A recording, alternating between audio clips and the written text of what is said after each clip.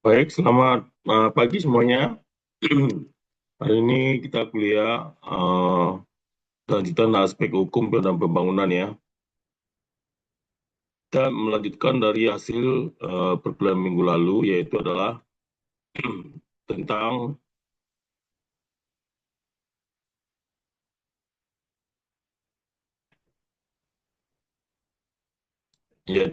aspek legal sengketa di kontrak. Jadi yang kedua, jadi minggu lalu kita sudah cobain ini teman-temannya coba kuliahnya itu yang kemarin itu tugasnya nanti sudah mulai dibersihkan apa namanya rapikan ya. Nanti minggu depan kita akan cek lagi kuliahnya.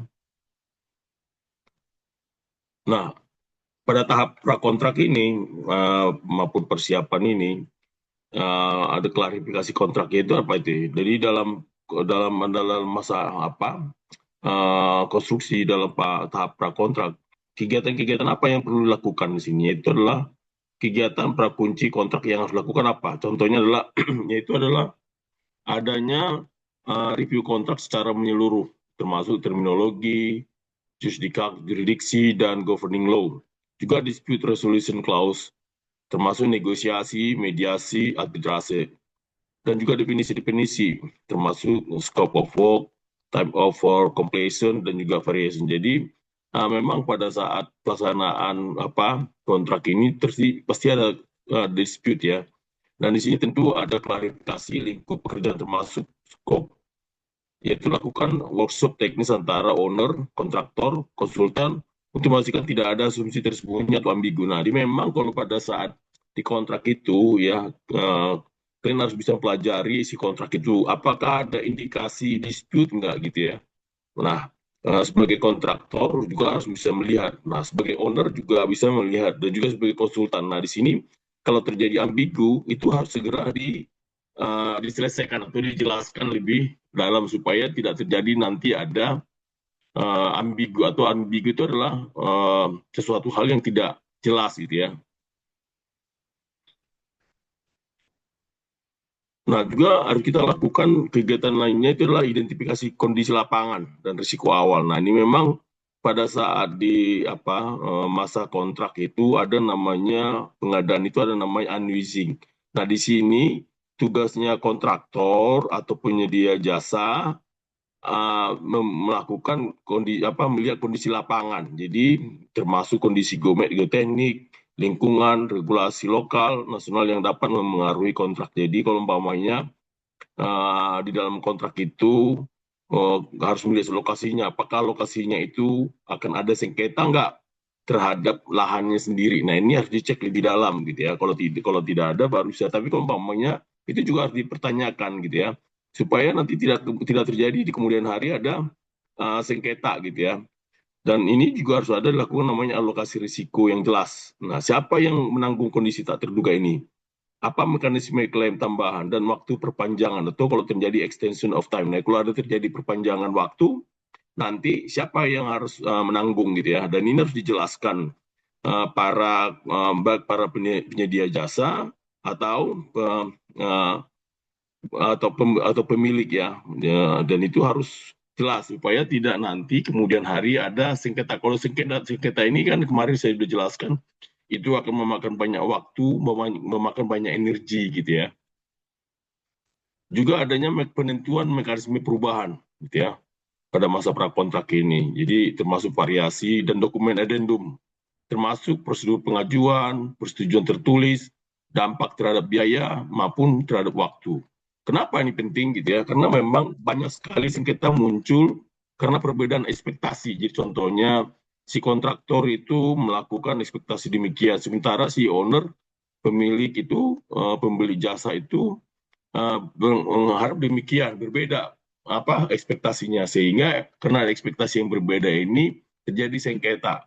Nah, tentu di sini kenapa dari muncul karena ada asumsi awal yang tidak jelas dan kontrak yang belum matang gitu ya. Kadang-kadang banyak sekali owner itu memberikan kontrak itu juga belum matang gitu ya ketika diserahkan ke publik. Nah, disinilah fungsinya kontraktor untuk bisa melihat bagaimana isi dari kontrak tersebut supaya kontrak tersebut tidak terjadi nanti ada sengketa. Kenapa? Karena dengan persiapan yang baik sebelum pelaksanaan, potensi sengketa bisa ditekan. Jadi kalau memang di tiap kontrak itu jelas, peruntukannya jelas, siapa-siapa yang melakukan dan apa, dan potensi sengketa itu tidak begitu besar gitu ya. Juga di prakontrak ini apa yang harus dilakukan? Contoh catatannya sebagai mahasiswa sipil apa yang kita bisa pelajari di sini bahwa nanti sebagai manajer proyek, kalau kalian nanti bisa jadi seorang berkecimpung di proyek gitu ya, perlu memahami kontrak bukan hanya dari sisi teknis gitu ya, tapi juga legal administratif gitu ya, agar bisa memastikan klausul kontrak dipahami dan diterapkan dengan benar oleh pihak proyek gitu ya. Dan ini memang harus dilakukan. Jadi setiap kontrak itu harus benar-benar tertata dengan bagus supaya terkelola nanti di kemudian hari tidak terjadi ada dispute atau sengketa gitu. Dan ini memang kita diajarkan sini, kalian bisa mengajarkan kontrak itu menjadi bagian dari sisi teknis dan juga jadi legal administratif gitu ya, sehingga bisa memastikan klausul kontrak dipahami dan diterapkan dengan baik dan benar. Nah, bagaimana pelaksanaan kontrak itu sendiri juga terhadap komunikasi, dokumentasi, dan juga monitoring. Nah, kunci penerapan di lapangan itu adalah makanya itu pada saat kontrak itu dibutuhkan ada komunikasi yang terbuka dan rutin ya. Jadi selalu itu kalau umpamanya kontraktor merasa belum pasti apa yang diisi dalam kontrak itu harus dikomunikasikan dengan jelas supaya tidak terjadi ada misperspektif yang berbeda gitu ya, baik pada owner, kontraktor maupun konsultan tentang pekerjaannya, perubahan, hambatan. Nah, tentu di sini dilakukan apa? Transparansi gitu ya, transparansi mengurangi ada misunderstanding gitu ya, kesalahpahaman. Dan ini memang perlu sekali kontrak ini dijelas sejelas-jelasnya supaya tidak nanti kemudian tidak ada terjadi ada miskomunikasi. Nah, tentu juga dokumentasi harus lengkap. Contohnya laporan harian, termasuk daily report, log perubahan, termasuk variance orders, foto kondisi lapangan. Nah, ini tidak boleh ditutup-tutupin ya, baik kepada owner maupun kepada kontraktor. Jadi owner juga harus bisa terbuka lokasinya di mana, jangan tertutup gitu ya. Atau juga kontraktor jangan terlalu pede, enggak, saya nggak perlu ke lokasi, saya cuma lihat aja di dekat apa namanya, yang penting saya dapat kontrak, bukan begitu juga. Dia ketika dia nanti di lapangan ternyata medannya cukup berat, tidak bisa mengadakan apa delivery alat, delivery material. Nah, ini juga harus dipikirkan gitu ya. Dan juga memo-memo resmi yang juga harus disepakati bersama. Dan ini dokumentasi menjadi penting. Jadi sebagai nanti pembuktian sebagai apabila ada klaim nantinya ya. Jadi dokumen selalu di setiap tahap-tahapan itu harus ada dokumentasi. Karena apa? Supaya kita menjaga tidak terjadi ada ke depan itu ada klaim yang muncul gitu ya. Juga apa yang kita pelajari di lapangan, tentu dengan monitoring kemajuan ya, fisik. Nah, itu harus ada perbandingan progres real dengan baseline schedule yang disepakati, termasuk identifikasi deviasi lebih awal. Juga ada review pembayaran dan retensi. Nah, ini juga harus jelas gitu ya. Banyak sekali pembayaran retensi ini tidak jelas, sehingga pelaksananya tidak tahu kapan mau menagih gitu ya. Dan ini harus dijelaskan kapan mulai nagih retensinya dan juga review pembayaran kalau ada. Dan ini selalu ada pemantauan termin pembayaran, termasuk retensi, jaminan pelaksanaan nanti. Juga pembayaran lakukan sesuai dengan secara kontrak. Itu harus apa? Agar kas kontraktor juga terganggu. Jadi ini banyak sekali ya di dalam segi di kontrak ini pembayaran. Karena kontraktor ada yang apa namanya itu pelaksanaannya itu berdasarkan dari pembayaran dan dia tidak punya cash. Nah, itu harus juga dipikirkan sama kontraktor dan itu harus jelas. Dan si owner juga harus bisa melihat agar pada saat pembayaran itu tidak terganggu, tidak mengganggu arus kas dari si kontraktor gitu ya. Dan ini jadi hal yang sangat penting juga baik sebagai owner maupun si kontraktor. Nah, kunci penerapan lapangannya ada early warning gitu ya, yaitu adalah identifikasi potensi perubahan, termasuk keterlambatan, kondisi lapangan tak terduga, dan juga beri notifikasi segera sesuai dengan klausul kontrak. Jadi memang kontraktor kan kontraktor yang ada di lapangan gitu ya. Kadang-kadang ada owner tidak tahu, ada tidak begitu tahu lapangan, tapi kontraktor yang tahu lapangan harus memberi peringatan dini gitu ya kepada owner, dan itu harus dikomunikasikan kalau nanti akan ada terjadi perubahan atau terjadi perlambatan. Kenapa? Karena kondisi lapangan yang berubah. Nah, kondisi lapangan tak terduga ini menjadikan itu hal yang akan menjadi early warning. Nah, alasan implementasi ini penting. Kenapa?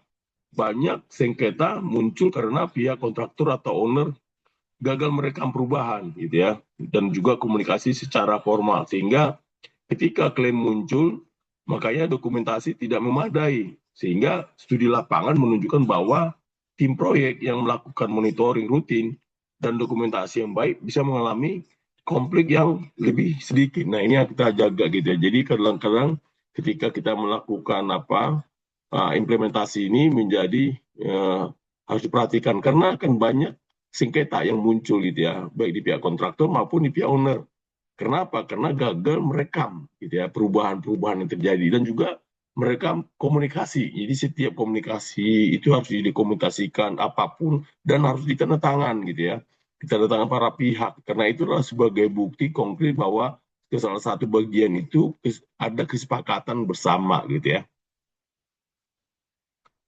Juga, nah, kalian ini gimana? Betul mahasiswa. Jadi sebagai calon insinyur, jadi harus membiasakan penggunaan checklist, dokumentasi gitu ya, pemantauan jadwal dan biaya secara real time. Dan ini bagian dari manajemen kontrak yang efektif. Jadi kalian juga sebagai nanti engineer itu bisa juga menjadi nanti akan menjadi administratif kontrak gitu ya. Nah, ketika kalian menjadi seorang administrasi kontrak, kalian ini harus dengan mata pelajaran ini mengajarkan kalian untuk bisa memahami, memantau bagaimana manajemen kontrak yang efektif, dan kalian bisa melihat step by step dari pelaksanaan kontrak itu sendiri. Nah, bagaimana dengan perubahan itu ya, manajemen perubahan terjadi ya. Jadi di proyek itu kan sangat sering terjadi ada perubahan kontrak gitu ya, perubahan kontrak atau variasi atau terjadi klaim gitu ya. Nah, apa itu aktivitas utamanya? Yaitu setiap perubahan pekerjaan itu, contohnya addition, omission, atau modifikasi, harus melalui prosedur resmi gitu ya, itu yang kita lakukan. Jadi memang harus dilakukan prosedur resmi, karena kan ketika setiap kontrak itu, setiap pelaksanaan lapangan itu bisa bisa berubah gitu ya. Tapi kalau umpamanya tidak ada data yang akuntik, ketika ada sengketa itu bisa bisa tidak diakuin gitu ya. Makanya harus melakukan prosedur yang resmi. Contohnya pengajuan variasi order, disetujui owner atau engineer, catatan kontrak atau adanya amandemen. Nah, ini harus disetujui sama owner gitu ya. Bagaimana owner persetujuan, harus ada formatnya gitu ya. Format inilah yang akan menjadi nanti kalau ada sengketa, dan dokumentasi ini menjadi penting. Contohnya perhitungan dampak perubahan terhadap biaya atau cost impact atau waktu harus jelas. Nah, apakah perubahan menuntut tambahan dana atau perlu perpanjangan waktu gitu ya. Jadi memang harus dilakukannya adanya perhitungan dampak perubahan terhadap terhadap biaya tadi itu. Contohnya kalau ada penambahan, ada cost impact nggak gitu ya. Ada tuh terjadi penambahan waktu nggak karena terjadinya ada tadi ya, terjadinya adanya perubahan-perubahan tadi gitu ya. Nah, di sini juga kita dia tahu bahwa kontraktor harus mematuhi proses klaim gitu ya, memberikan notis sesuai kontrak, mengumpulkan bukti, juga menyampaikan secara tertulis dalam jangka waktu yang ditetapkan. Jadi dalam ini harus bisa, kontraktor harus bisa mematuhi proses yang klaim yang ada. Jadi memang kontraktor sekarang itu sudah boleh melakukan klaim ya, apapun gitu ya. Jadi kenapa? Karena itu ada kesetaraan gitu ya. Karena dia pelaksanaan pekerjaan, si owner itu apa pembeli jasa gitu ya, dan dia harus sama-sama di sini. Kenapa? Karena banyak terjadi konflik dalam perubahan, karena pekerjaan tambahan dilakukan tanpa persetujuan tertulis. Nah, ini juga harus hati-hati gitu ya. Banyak pekerjaan-pekerjaan tambahan dilakukan sama kontraktor tanpa persetujuan, akhirnya tidak dibayar sama si kontraktor gitu ya, sama owner gitu ya. Dan ini harus diketahui, kalau ada terjadi ada perubahan tambahan pekerjaan harus benar-benar disetujui sama si owner, karena klaim diajukan terlambat sehingga dianggap wan prestasi, itu juga bisa terjadi, atau batal haknya, bisa dikatakan itu menjadi wan prestasi nantinya. Nah, apa tipsnya? Jadi kita harus melakukan namanya change log, gitu ya, yaitu proyek yang mencatat semua permintaan perubahan status maupun dampak dan biaya. Nah, juga melibatkan pihak legal atau manajemen kontrak dalam review klaim perubahan agar prosedur terpenuhi. Jadi memang ini di dalamnya harus apa, prosedur-prosedur yang ada di dalam kontrak itu harus terpenuhi dengan bagus, gitu ya. Supaya apa? Supaya ketika ada klaim atau sengketa-sengketa yang ada ini menjadi lebih clear, dan setiap siapa yang apa yang bertanggung jawab terhadap perubahan-perubahan itu sendiri, gitu ya. Nah, apa tip praksisnya? Yaitu contohnya kita harus melakukan perubahan ya, yang memiliki efek kontraktual yang dipahami seluruh pihak. Siapa yang menanggung, bagaimana persetujuan, dan bagaimana dokumentasinya.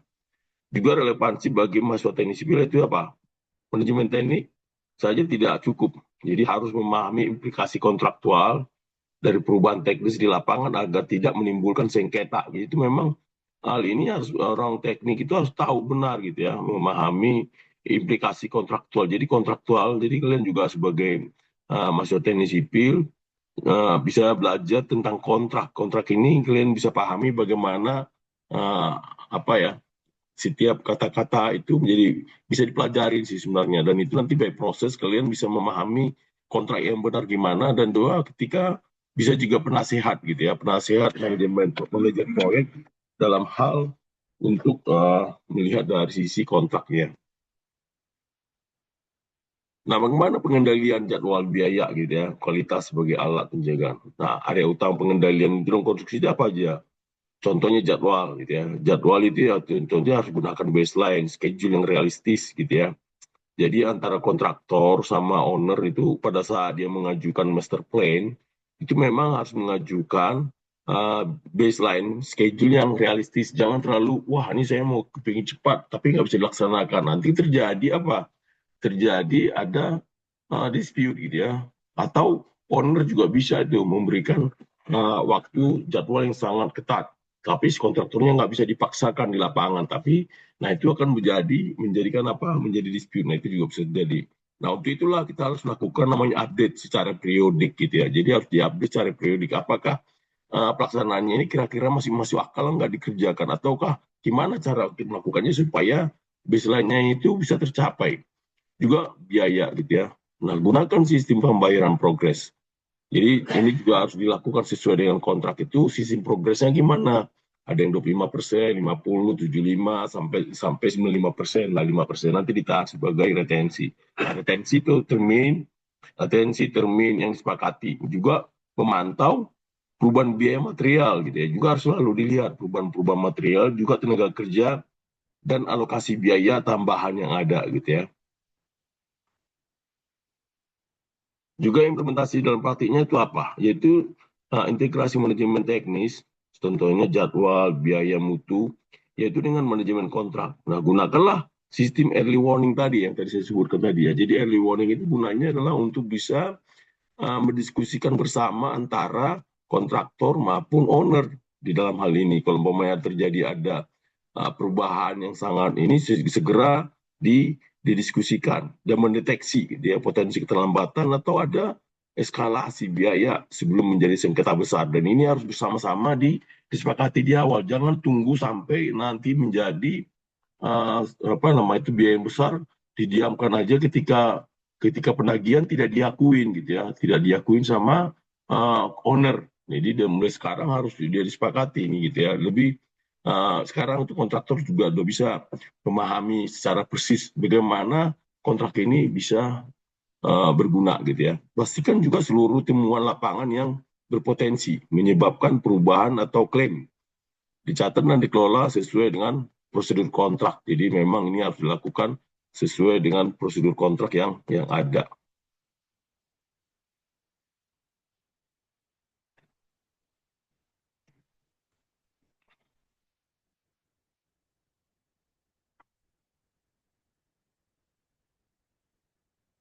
Nah, itu juga digunakan namanya integrasi ya. Ada di teman dinamakan namanya tadi itu ya, integrasi ya.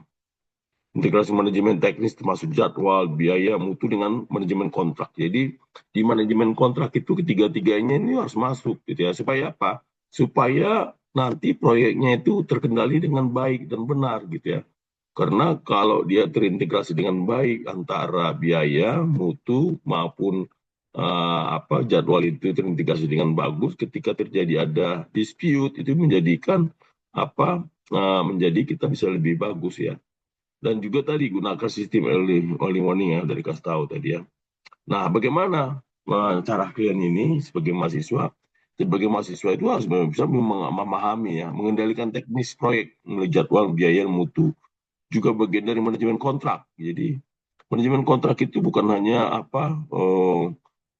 termasuk ini ya mutu jadwal dan mutu itu biaya itu karena menjadi engineer yang namanya kontrak aware gitu ya. Jadi dia peduli dengan kontrak supaya itu biasanya di dalam pelapangan itu kontrak itu harus dipegang, harus dikuasain supaya ketika ada pelaksanaan yang tidak berbeda kembali ke kontrak gitu ya. Kontrak ini ngomong apa ini ya, itu lebih bagus. Jadi kita tidak melakukan asumsi-asumsi tapi memang berdasarkan kontrak yang sudah disepakati bersama. Apabila pemilik juga punya persepsi yang berbeda, kontraktor yang berbeda dalam sisi kontrak itu harus jelas supaya tidak terjadi nanti akan ada miskomunikasi dan juga perspektif dari isi kontrak tersebut.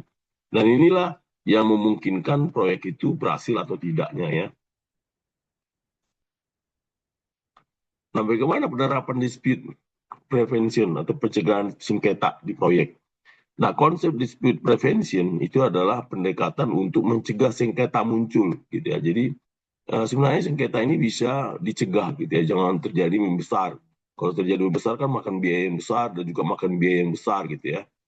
Bukan hanya menunggu dan kemudian menyelesaikannya, tapi dalam riset menyebutkan bahwa pencegahan sengketa harus dimulai sejak awal proyek, gitu ya. Jadi mulai awal itu sudah harus terdeteksi. Jangan setiap kontraktor tuh kerja dengan kerjanya sendiri, owner kerja dengan kerjanya sendiri. Tapi harus sudah mulai terdeteksi mana nih yang berpotensi sengketa itu harus segera didiskusikan bersama, terus dipantau dan juga memiliki mekanisme yang memfasilitasi komunikasi serta pemecahan masalah secara cepat. Jadi memang itu harus cepat dimasalahkan gitu ya.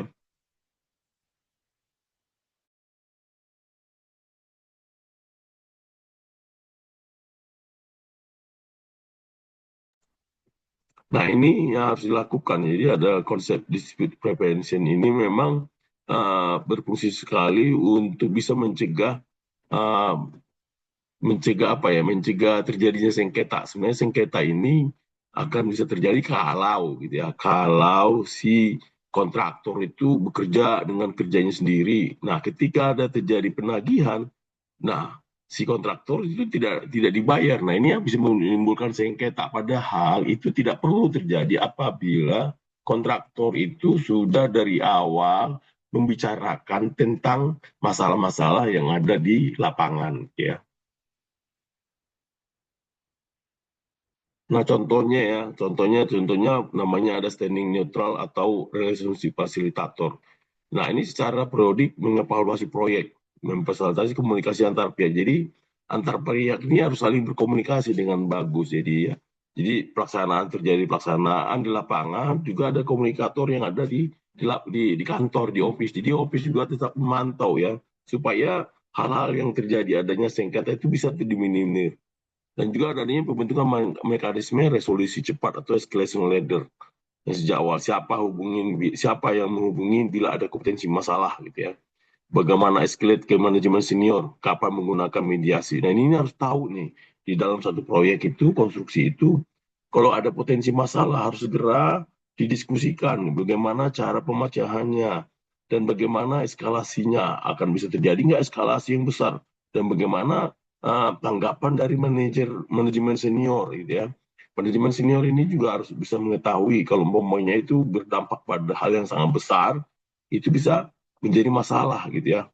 Sehingga juga bagaimana kita menggunakan mediasi. Contohnya gini, antara kontraktor sama owner terjadi ada sengketa gitu ya. Nah, carilah mediator gitu ya. Mediator itu artinya adalah orang-orang yang memahami kontrak secara independen gitu ya, tidak memihak, dan itu akan menjelaskan posisi dari sisi kontrak itu sendiri, sehingga antara kontraktor maupun pihak owner itu memahami apa isi dari permasalahan itu sendiri gitu ya. Nah, contoh-contoh apa yang dilakukan di sini yaitu adalah namanya partnering atau balancing antara owner maupun kontraktor, yaitu membangun tim kerja yang kolaboratif, bukan adversarial. Nah, tujuan bersama disepakati. Juga adanya pemantauan kondisi lapangan dan kinerja proyek bukan hanya dari sisi teknis, tapi juga aspek kontrak dan dokumen, namanya compliance with contract terms. Jadi kalau kalian ini minggu lalu berapa sebelum tes kalian udah belajar tentang FIDIC, ya itu kalian bisa pelajarin ya, kalian bisa baca karena itu sangat berguna sekali. Nah di sini dari sisi ini juga banyak sekali dari sisi itu yang kita pelajari di sini ya. Dan karena apa? Karena saya sendiri juga banyak pengalaman gitu ya di dalam menangani beberapa proyek-proyek yang terkait dengan permasalahan atau sengketa kontrak yang tidak jelas atau tidak yang ambigu, sehingga mengakibatkan kontraktor tidak dibayarkan, kontraktor tidak terima gitu ya, sehingga dia melakukan sengketa sampai ke pengadilan. Nah, bagaimana implikasi praktisnya? Jadi, engineer atau manajer proyek harus memiliki mindset pencegahan. Jadi, dia harus punya itu. Bagaimana supaya tidak terjadi ada masalah gitu ya, namanya mindset pencegahan. Bukan hanya menunggu klaim muncul gitu ya. Jadi, jangan sampai menunggu, contohnya owner gitu ya. Jangan sampai dia menunggu klaim muncul, tapi dia juga harus bisa proaktif gitu ya. Bisa berdiskusikan bersama-sama. Ini kalau terjadi ada klaim ini gimana nih? Nah, itu bisa didiskusikan bersama-sama dan aktif bersama-sama, sehingga potensi konflik itu bisa lebih awal dimitigasi gitu ya. Jadi lebih awal itu risiko-risikonya bisa lebih awal ditanganin gitu ya. Jadi jangan sampai itu menjadi suatu hal yang besar sehingga mengakibatkan kontraktornya nggak mau kerja karena tidak ada terjadi kesepahaman antara owner maupun si kontraktor. Dan ini harus segera diselesaikan dengan bagus. Nah, apa checklist ya, praktik checklist terbaik bagi engineer manajer proyek untuk bisa mencegah adanya terjadi seperti ini. Jadi ini ada checklistnya. Pertama, pada saat prakontrak. Prakontrak itu tuh artinya adalah ketika masih ada diskusi kontrak. Jadi ada prakontrak itu biasanya si owner memberikan draft kontrak gitu ya, draft kontrak kepada pelaksanaan penawaran pertama gitu ya. Jadi di draft kontrak itu muncul nih jenis-jenis kontrak. Nah, di prakontrak itulah akan nanti ada review kontrak. Itu harus bisa diidentifikasi klausul rawan sengketa di mana tuh. Jadi orang kontrak terus tahu dari awal, jadi harus tahu persis satu-satu apa maksudnya ini dari kata per kata gitu ya. Jadi ada nggak yang rawan sengketa, atau ada klarifikasi lingkup pekerjaan nggak? Katakanlah ada lingkup pekerjaan yang masih ambigu, ini harus dijelaskan nih mana pekerjaan apa ini yang jelas. Itu dipasang pada draft kontrak gitu. Nah, ketika ada prakontrak, dan itu antara si kontraktor sama si owner itu pada masa procurement ya, biasanya pada masa pengadaan ini muncul prakontrak itu. Nah, kalau mamanya itu setuju kontraktor melakukannya, baru melakukan dokumentasi awal.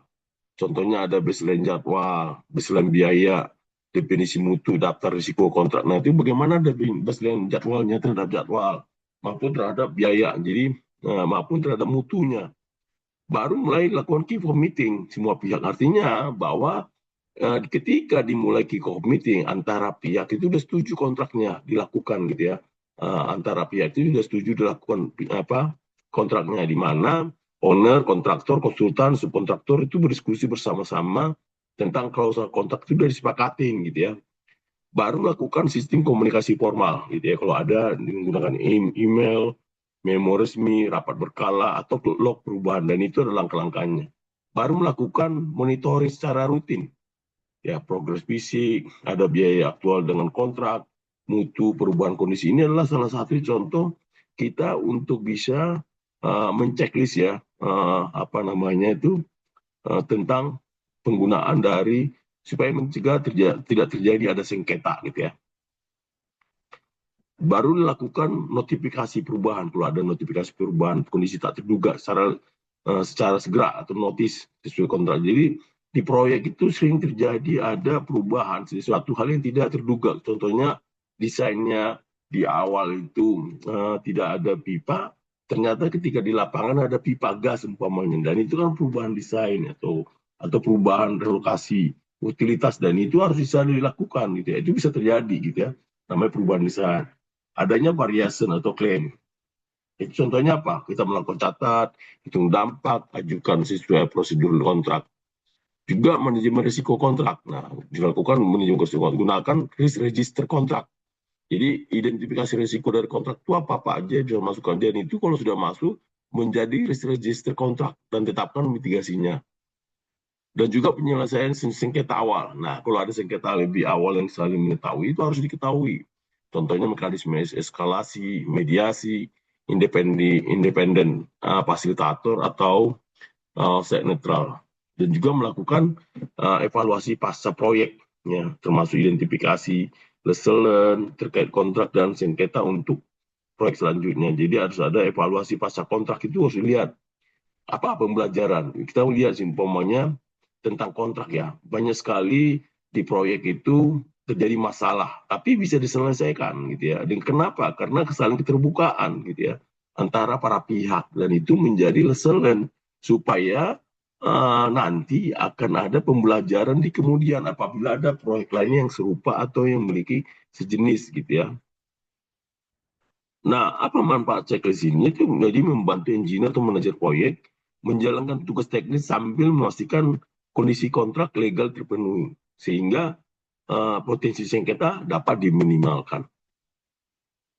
Nah, bagaimana integrasi hukum lokal dan integrasi internasional dalam proyek konstruksi? Jadi ketentuan lokal, contoh Indonesia, dan relevansi internasional. Jadi proyek di Indonesia juga sering harus tunduk kepada hukum Indonesia dan penelitian analog. Jadi kalau proyeknya ada di Indonesia, dia harus tunduk sesuai dengan hukum yang ada di Indonesia atau pengadilan lokal. Juga tapi ada juga apabila ada investor internasional atau kontrak multinasional, sering juga diterapkan hukum asing, namanya choice of law. Jadi bisa juga digunakan hukum asing, choice of law atau arbitrasi internasional. Nah, engineer atau manajer proyek juga harus memahami bahwa kontrak mungkin mencantumkan hukum asing atau forum arbitrase yang memengaruhi pelaksanaan di lapangan. Jadi setiap engineer atau manajer proyek juga harus bisa memahami bahwa kontrak itu mungkin mencantumkan hukum asing. Jadi bisa jadi kontrak itu akan menjadi ada hukum asingnya. Nah, ini harus dilihat lebih dalam gitu ya. Nah, juga aspek praktis yang dilakukan terhadap hukum lokal. Pastikan seluruh kontrak dan subkontrak itu selaras, back to back. Jadi artinya bahwa antara kontraktor dengan subkontraktor itu harus bisa selaras. Contohnya pekerjaan pancang. Nah, pekerjaan pancang itu artinya adalah semua pekerjaan pancang itu dikerjakan sama kontraktor. Sehingga akan terjadi hukum yang berlaku ya. Juga untuk proyek internasional, pasti kan tim proyek memahami regulasi lokal. Kalau dia kontrak internasional, dia harus bisa mengetahui regulasi lokal. Contohnya izin lingkungan, tenaga kerja itu bagaimana, tentang tenaga kerja diatur gitu ya. Kalau dia internasional. Dan juga mekanisme kontrak standar, contohnya FIDIC Red Book atau NEC for Engineering and Construction Contract yang banyak digunakan. Juga dokumentasi gitu ya, bahasa kontrak, komunikasi lintas negara itu memerlukan perhatian ekstra, misalnya bahasa Inggris, konvensi mata uang, juga pajak internasional. Juga adanya relevansi mahasiswa teknik sipil. Apa nih? Jadi di sini kita harus punya pandangan global. Jadi ketika kalian nanti kerja, jangan hanya di lokal. Contohnya pekerjaan itu adalah bersifat internasional. Jadi harus bisa punya cara pandang global. Jadi tidak hanya proyek lokal, tapi juga bisa terlibat dalam proyek-proyek internasional. Contohnya aspek hukum, kontraktual lintas negara. Nah, itu harus kalian pelajari jenis hukum yang ada di negara ini apa sih modelnya gitu. Nah, itu harus bisa kalian pelajari, kalian bisa pahami. Oh, contohnya karena setiap negara itu akan berbeda-beda regulasinya masing-masing gitu ya. Nah, regulasinya itu harus dipelajari supaya tidak terjadi ada nanti sengketa atau permasalahan. Ya. Nah, ini contoh ya, contoh tentang penerapan tentang aspek legal kontrak. Nah, peran yang harus diambil oleh insinyur di proyek konstruksi terkait aspek kontrak itu apa sih. Jadi bisa membantu menyusun dan mengevaluasi desain dan spesifikasi yang akan dilekatkan dalam kontrak sehingga lingkup pekerjaannya jelas dan risiko teknis terkelola. Juga adanya menyediakan data teknis dan dokumentasi lapangan yang diperlukan untuk klaim atau pertanggungjawaban, misalnya kondisi geoteknik berbeda dari yang disumsikan. Nah, ini sering terjadi ya, banyak sekali proyek ternyata berbeda dari hasil desain di awal, contohnya geoteknik ya. Ini banyak sekali proyek, contohnya seperti proyek kereta api cepat itu juga sempat ada terjadi dispute ya tentang geotekniknya. Nah, contohnya itu karena ada glacier yang tidak ada di dalam perencanaan dan itu bisa merubah semuanya, bisa merubah biaya, bisa merubah waktu karena tidak ada dimasukkan di dalam desain. Nah, ini harus diperhatikan lebih bagus juga gitu ya. Juga memantau perubahan pekerjaan dan menilai dampak teknisnya, contohnya jadwal, biaya maupun mutu.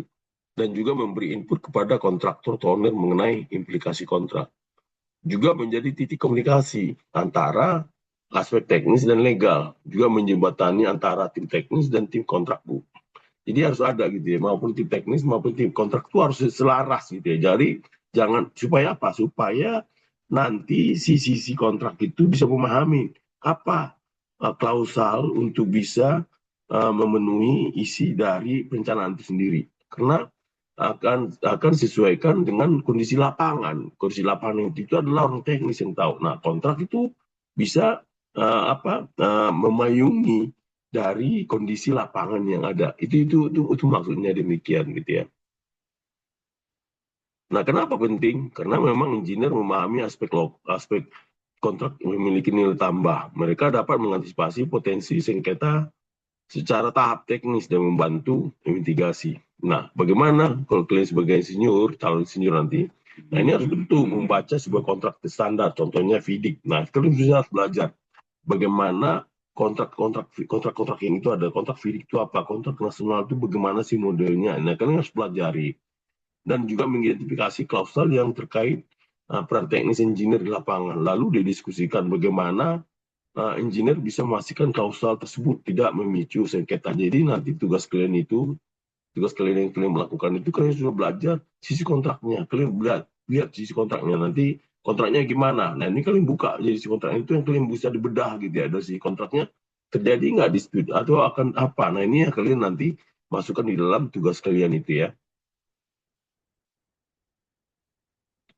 Nah, alat teknologi untuk mendukung manajemen kontrak itu apa-apa. Jadi sekarang ini teknologi sudah semakin maju, jadi kontrak juga sudah mengikutkan gitu ya. Beberapa teknologi telah membantu, contohnya sistem dokumentasi digital, itu sudah ada gitu ya.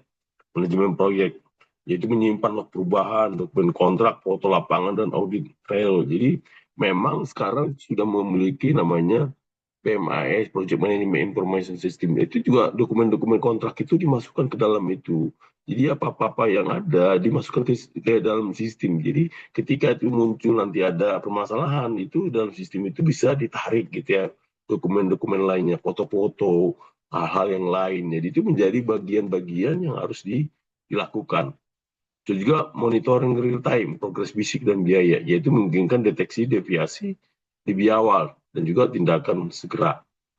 Dan juga alat pendukung dokumentasi kualitas dan kondisi lapangan, contohnya BIM. Ya, BIM ya bisa atau AUV, apa namanya, augmented reality gitu ya, yang membantu bukti teknis dan klaim atau pembelaan. Contoh pengaplikasian smart contract atau blockchain untuk pembayaran otomatis di konstruksi. Jadi blockchain ini juga sudah bisa digunakan ketika pembayaran pada saat dikonstruksi. Contohnya gini, blockchain itu di dunia konstruksi adalah karena ada tahap-tahapan ya, tahapan-tahapan mulai ketika delivery barang sampai pelaksanaan. Nah, pelaksanaan tidak ada kontraknya itu sudah masuk di dalam pelaksanaan itu ada install sudah masuk, dari install itu sampai finishing udah dimasukkan. Nah, itulah disebut namanya blockchain di dunia konstruksi dan itu setiap itu sudah ada tahapan-tahapannya yang harus dikendalikan secara sistem gitu ya. Juga penting juga untuk para engineer ya, yaitu mengadopsi teknologi. Ini dapat memperkuat dokumentasi, transparansi dan mengurangi potensi sengketa. Jadi potensi sengketa ini kan sering muncul karena ketidakpahaman gitu ya. Tapi kalau dengan adanya teknologi yang sudah ada ini bisa mengurangi sengketa tadi gitu ya. Udah masuk di dalam bagian dari dokumen-dokumen yang sudah ada di dalam sistem itu sendiri.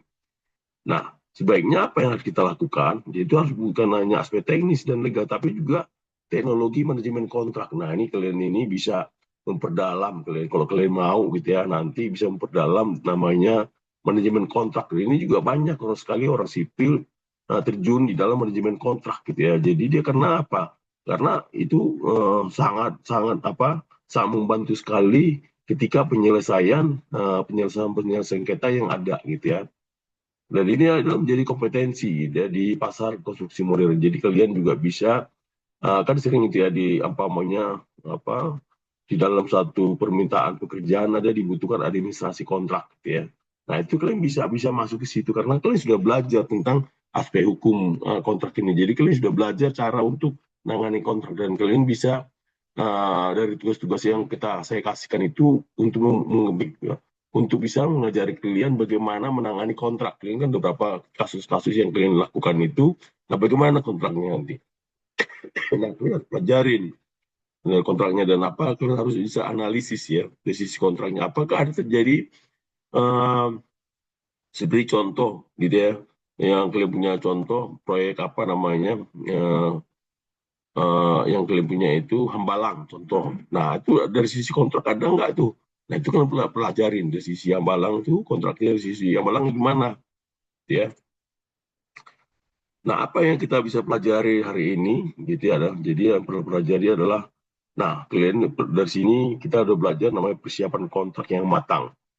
Jadi perasaan ada prakontrak tuh harus benar-benar matang supaya apa? Supaya nanti tidak terjadi ada pemahaman yang salah gitu ya. Jadi mulai masa prakontrak itu pada saat masa procurement ya pengadaan itu draft kontrak itu sudah harus jelas. Juga pelaksanaan proyek yang disertai dokumentasi, komunikasi terbuka, monitoring dan juga manajemen perubahan gitu ya.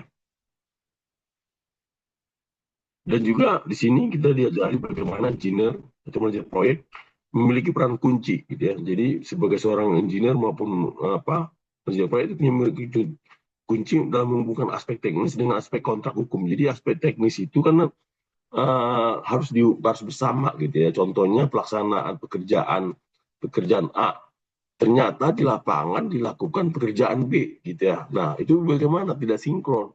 Sementara pihak B melakukan itu benar, sementara pihak A mengatakan itu salah.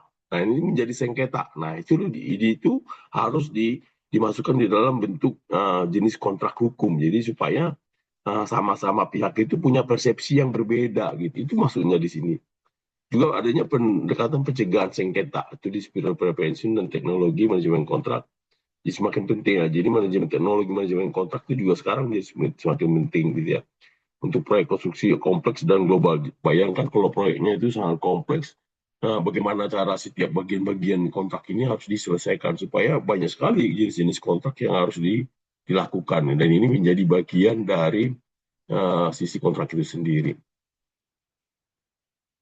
Nah, bagaimana buat kalian ya, Marmas? Jadi, jadilah insinyur yang kontrak aware. Jadi, kalau kalian jadi mahasiswa, nanti ketika kerja, buatlah diri kalian jadi kontrak aware. Itu pahami kontrak dan mekanisme sengketa gitu ya. Bukan hanya menggambar dan menghitung struktur saja, tapi juga memahami kontrak. Jadi seorang insinyur itu bukan hanya instruktur, tapi kalian bisa diajarkan bagaimana sih kontraknya supaya kalian bisa ketika ada klaim bisa paham melakukan atau melakukan diskusi lebih bagus.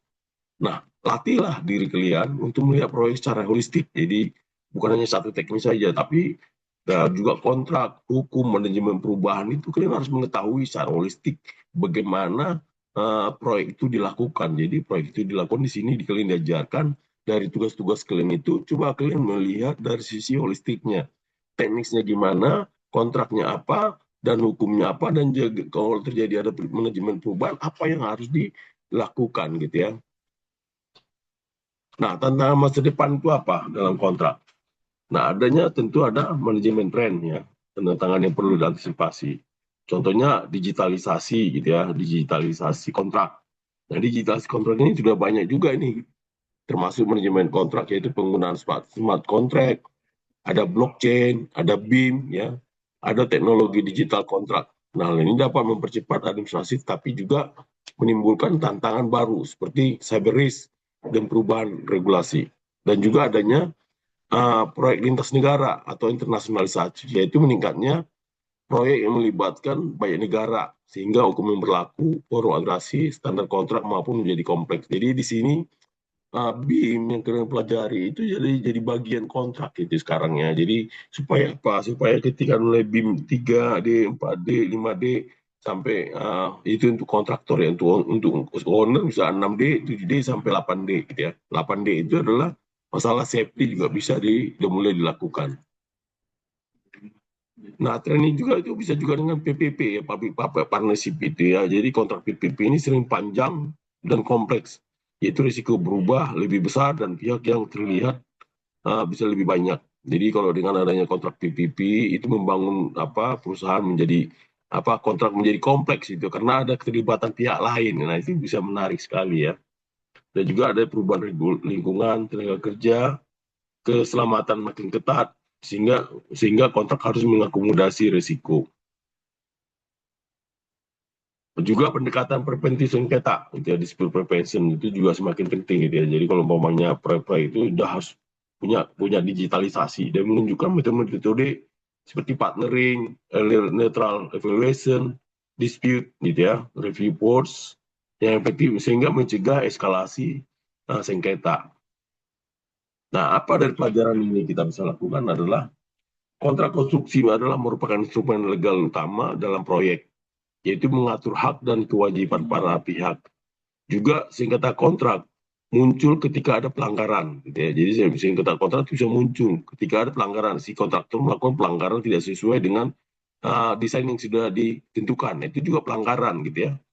Nah, ada juga perubahan kondisi, ya kondisi perubahan yang ada itu bagaimana dilakukan, gitu ya. Itu juga nggak bisa serta merta kontraktor langsung seenaknya di lapangan dan itu harus bisa terkondisi, ya dilakukan sama owner didiskusikan dan juga interpretasi yang berbeda. Nah, ini sering terjadi ya antara kontraktor maupun owner gitu ya. Nah, cara mencegah tadi interpretasi yang berbeda itu harus ada apa? Yaitu adalah harus ada komunikasi. Nah, juga ada prosedur kontrak ya. Dan juga klausul-klausul seperti lingkup pekerjaan, jadwal pembayaran, mekanisme penyelesaian sengketa itu sangat krusial untuk diperhatikan. Nah, juga mekanisme penyelesaian sengketa. Nah, mekanisme penyelesaian sengketa apabila ada gitu ya. Nah, pertama harus melakukan apa dulu? Negosiasi. Kalau tidak berhasil lagi, baru mediasi. Kalau tidak berhasil lagi, namanya dikasih. Baru tidak berhasil lagi, arbitrasi. Baru litigasi. Baru masuk ke dispute board. Itu adalah mekanisme penyelesaian. Setidak-tidaknya sebelum itu sampai ke situ, melakukan negosiasi dulu gitu ya. Baru ditetapkan dalam kontrak dan sesuai dengan karakter proyek. Nah, penerapan praktisnya yaitu persiapan kontrak yang matang, dokumentasi dan monitoring yang baik, juga manajemen ada perubahan, teknologi manajemen kontrak dan rules and engineer proyek harus memahami aspek kontrak dan hukum. Jadi sebagai seorang manajer proyek, hukum itu kontrak ini jadi penting, itu pegangan dia gitu ya untuk melangkah. Supaya apa? Supaya mencegah sengketa atau dispute prevention. Itu adalah pendekatan terbaik, lebih hemat waktu, biaya dan menjaga hubungan. Jadi kalau kita tahu akan ada sengketa, itu lebih bagus dilakukan preventif gitu ya. Jangan sampai sudah menjadi sengketa atau menjadi lebih rumit. Nah, tantangannya apa ya buat kalian sebagai teknik sipil? Jadi kalian harus bisa meningkatkan pemahaman terhadap kontrak teknik dan hukum. Bukan hanya teknik sipil, tapi juga aspek legal dan administratif. Juga latih kemampuan membaca dan mengevaluasi klausul kontrak, identifikasi risiko, klausul rawan, dan mekanisme sengketa. Juga kembangkan keterampilan dokumentasi dan komunikasi proyek, laporan harian, memo perubahan, maupun notifikasi resmi. Jadi kalian sebagai mahasiswa mulai sekarang kalian harus melatih diri gitu ya, melihat dari jenis-jenis kontrak yang ada itu harus dimulai. Jadi banyak sekali orang terjun di proyek itu di awalnya sebagai administrasi kontrak. Nah, kalian banyak belajar nanti di situ ya. Juga dikenali teknologi manajemen kontrak, software termasuk BIM ya. Nah, BIM kalian ini saya kira sudah juga mampu ya, udah mulai saya lihat udah bisa memahami tentang BIM. dan bagaimana teknologi tersebut dapat mendukung pencegahan sengketa. Juga persiapkan mindset kolaboratif, bekerja bersama owner, kontraktor, konsultan, bukan hanya sebagai pihak teknis saja. Jadi banyak sekali orang engineer, apalagi teknik sipil itu hanya, ini kan kerjaan saya gitu ya. Sebagai engineer, saya tidak mau melihat lain. Nah, coba rubah cara berpikir kalian gitu ya. Kalian bisa melihat dari sisi lain, dari sisi di luar teknis itu bagaimana. Itu adalah apa? Untuk memperkaya cara kalian berpikir gitu ya. Jangan hanya berpikir sebagai orang. Itu memang salah satu kelemahan dari orang teknik ya. Dia selalu berpikir teknis mulu gitu ya. Dia tidak berpikir bagaimana dari pihak lainnya. Saya kira itu ya, nanti tugas kalian tolong dikerjakan. Terima kasih semuanya.